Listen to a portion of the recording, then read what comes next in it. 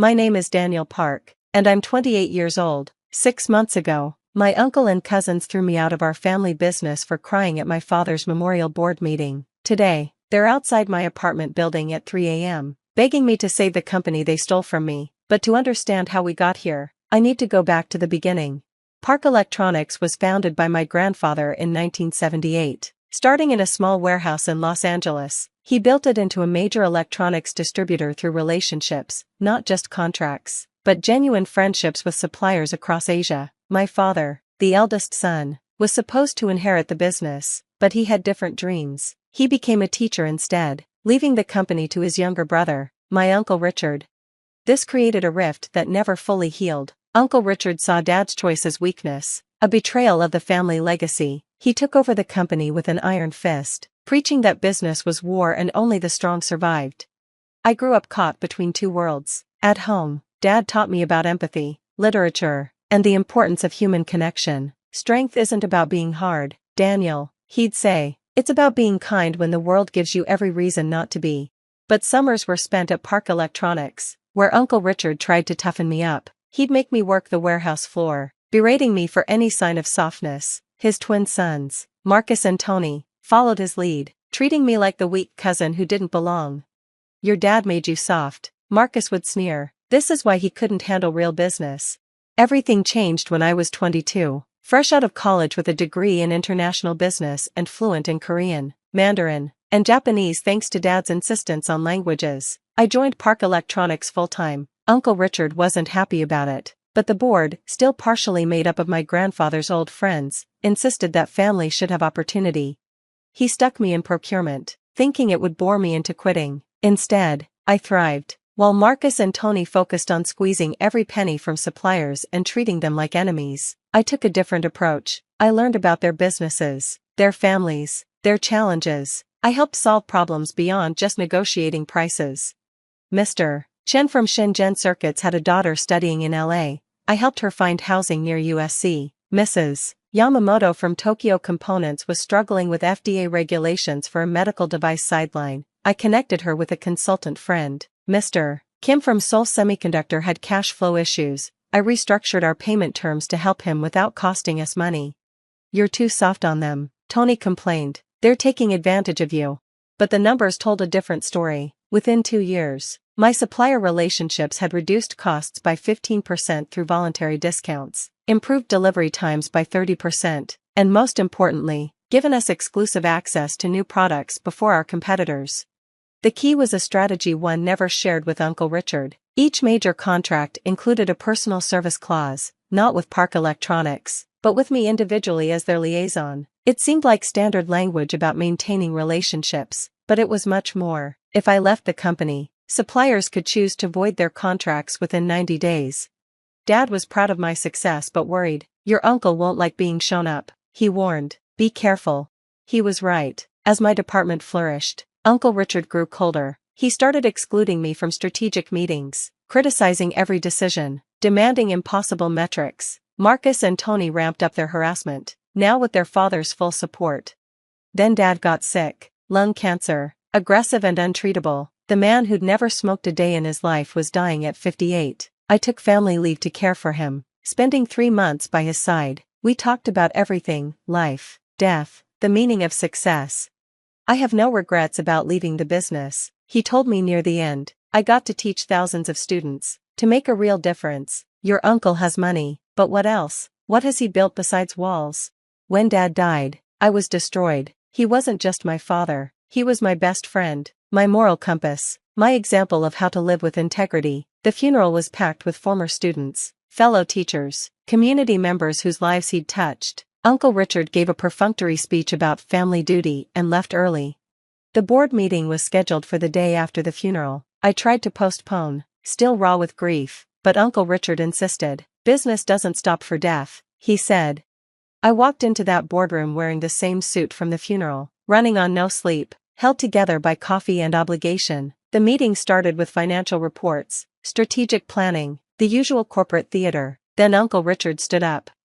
"We need to discuss restructuring," he announced. "The procurement department has become too bloated, too sentimental. It's time for new leadership." I knew what was coming but was too exhausted to fight, as he outlined plans to replace me with Marcus, to professionalize our supplier relationships. Something in me broke. I thought about Dad, about how he'd never get to see me fight for what I'd built, about all the words left unsaid. The tears came without warning, silent at first, then harder to control. In that boardroom full of suits and spreadsheets, I cried for my father.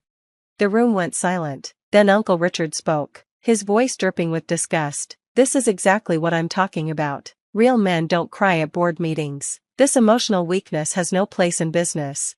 Marcus laughed. Seriously? Crying? What are you, 5? Tony joined in. This is embarrassing. Get it together. I looked around the room. Some board members looked uncomfortable, but none spoke up. Uncle Richard continued his presentation as if I wasn't there, outlining how Marcus would take over my role, how they'd optimize supplier relationships for maximum profit. Furthermore, he added, Daniel's equity position will be restructured. His 15% stake will be diluted to 2% to reflect his actual contribution to this company. That's illegal, I managed to say through the grief. You can't just take my shares. Read your contract. Uncle Richard smiled coldly. Performance-based vesting, and crying at board meetings? That's clear evidence of inability to perform duties. They had me sign papers. I was too grief-stricken to read them carefully. Security escorted me out like a criminal while my cousins high-fived in the hallway. I cleaned out my desk in a daze, taking only personal items and leaving behind 5 years of work. The next weeks were a blur of grief and humiliation. The story spread through the industry, how Daniel Park broke down crying and got fired from his own family's company. Some reached out in sympathy, but many distanced themselves. In business, weakness is contagious. I moved into a small apartment, living off savings, trying to figure out my next move. Then, 3 months after being thrown out, I got a call from Mr. Chen in Shenzhen. Daniel, I heard what happened. I'm very sorry about your father. He raised a good man. Thank you, Mr. Chen. I appreciate.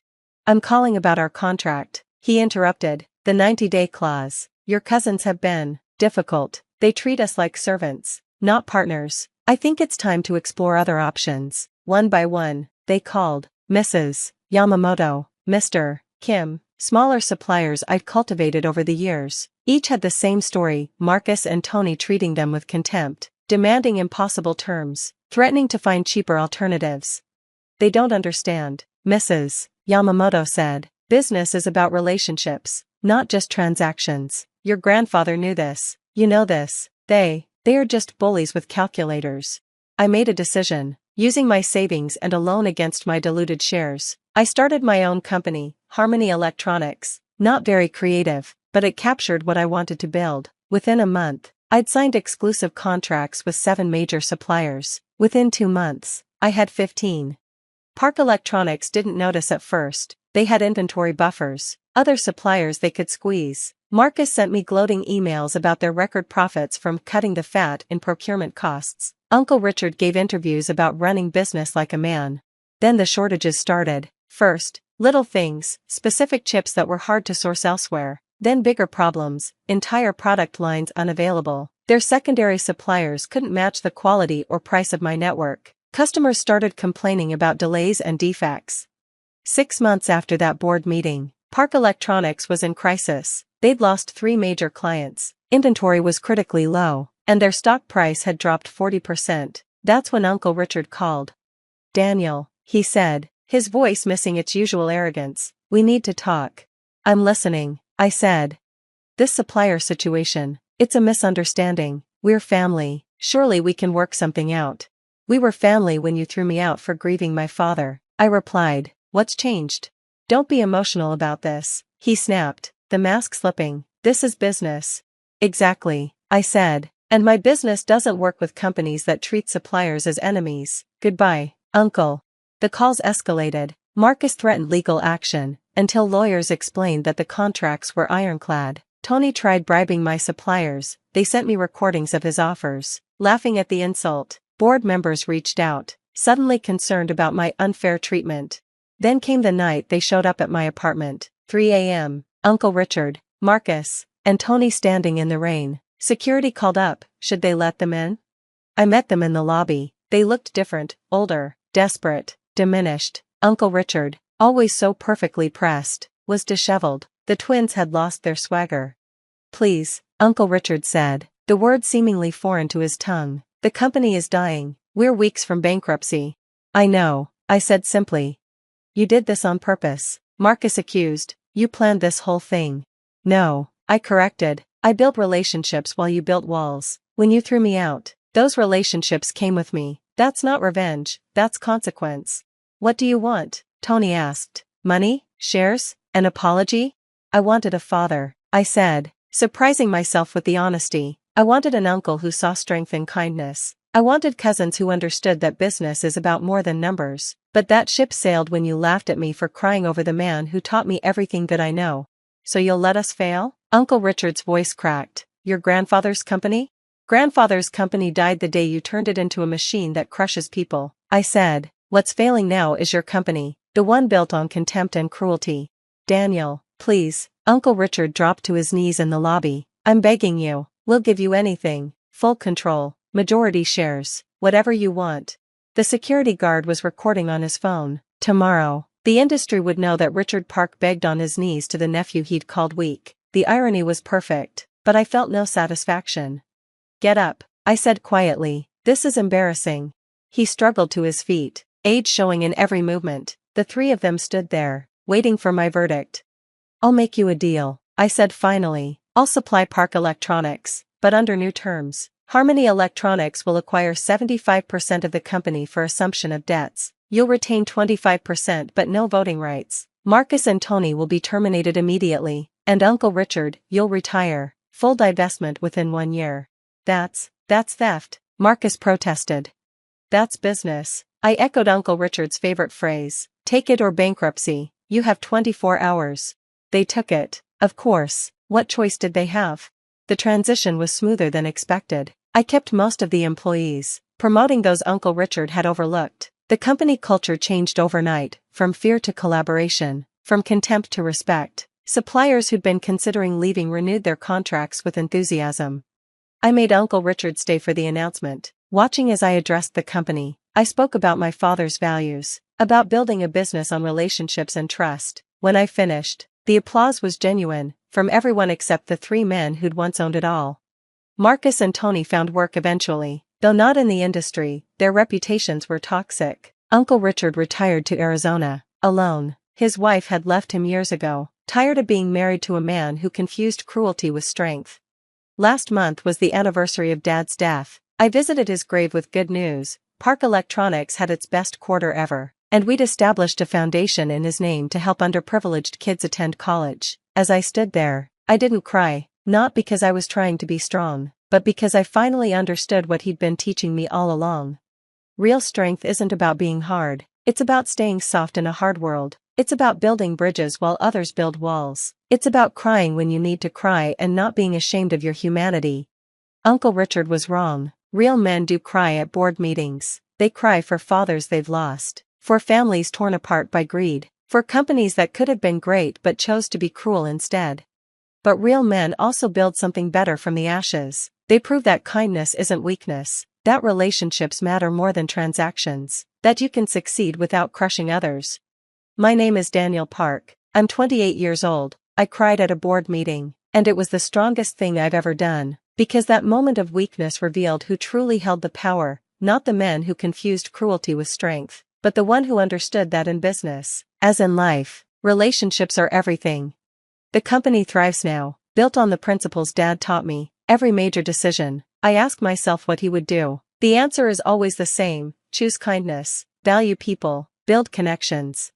Turns out the soft kid was the strongest one all along. Uncle Richard just took $50 million worth of losses to figure it out.